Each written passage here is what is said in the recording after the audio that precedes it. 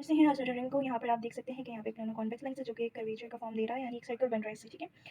तो इसका top view देखेंगे हम तो यहाँ पे लाइट की रे पड़ी है जो थिन लेंस से पास हो गई है, और एक लाइट की रे जो है वो उसको हमने रेडियस का नाम दे दिया। ये रेडियस हो गया, और ये जो पार्ट है ये थिन का है, थिन लेंस के यानी टी कह सकते हैं हम इसे। तो ये जो पूरा फासला हो गया आर माइनस टी हो गया। और फिर यहाँ पर हमने देखा कि जब ये दोनों का इंटरफेरेंस हुआ तो हमें डार्क और ब्राइट फ्रिंजेस दिखने लगे, जिसे हमने न्यूटन रिंग का नाम दे दिया, ठीक है। फिनोमेना आप ऊपर से पढ़ सकते हैं।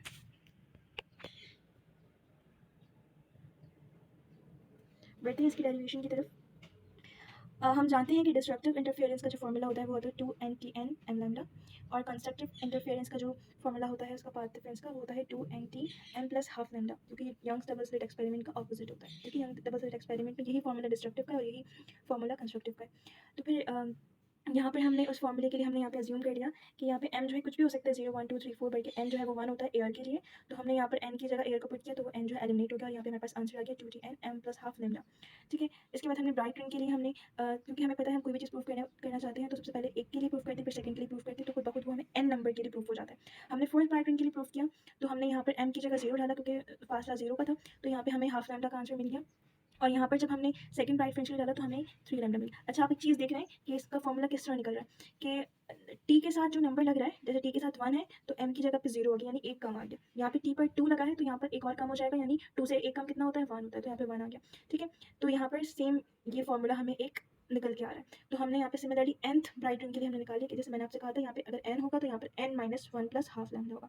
यहाँ पर देख सकते हैं ना, यहाँ पे n माइनस हाफ, यहाँ पे n में से एक हटाना है। यहाँ पे n 2 था तो हमने 2 में से 1 माइनस किया तो हमारे पास 1 आंसर आया था। यहाँ पर n 1 था तो हमने 1 में से 1 माइनस किया तो यहाँ पर 0 आंसर आ गया। इस फॉर्मूले को हमने फिर इक्वेशन नंबर 1 का नाम देना है बॉक्स करने के बाद। उसके बाद हम कुछ चीज़ों को कंसीडर करेंगे डायग्राम में से। डायग्राम में आप देख सकते हैं आर टी आर, आप पीछे वीडियो करके देख लेंगे, ज़्यादा वीडियो लंबी नहीं कर सकती, मुझे शॉर्ट्स में अपलोड करना है ये।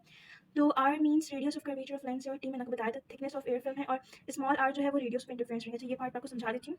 यहाँ पर जो परपेंडिकुलर का पार्ट बन रहा है ना, यहाँ से लेके यहाँ पर थीटा है, तो यहाँ पर देखो परपेंडिकुलर बना है आर से आर। देखो यही आर जो है ये रेडियस है किसकी, ब्राइट रिंग्स की मैक्सिमम रेडियस है, ठीक है। तो इसको स्मॉल आर कह रहे हैं, ये इनका कैपिटल आर है जो कि एक्चुअल कर्वेचर यानी इस चीज़ का रेडियस है, और यहाँ पर ये थिन फिल्म था, और ये जो पूरा फासला है ये आर माइनस टी, क्योंकि ये आर था और ये टी था तो आर माइनस टी हमारे पास आंसर हो गया, ठीक है। सेम उन चीज़ों का फिर हमने लेना है हाइपोटेन्यूस बेस और perpendicular according to Pythagoras theorem, और इनका स्क्वायर लेना है क्योंकि आपको फॉर्मूला अपने क्लास 10 से याद कर लिया होगा कि हाइपोटेन्यूस का स्क्वायर इक्वल टू बेस का स्क्वायर इनटू परपेंडिकुलर का स्क्वायर है। और फिर हमने लिया तो यहाँ पर ये फॉर्मूला खुल रहा है आर ए माइनस बी का होल स्क्वायर का, वो हमने खोला।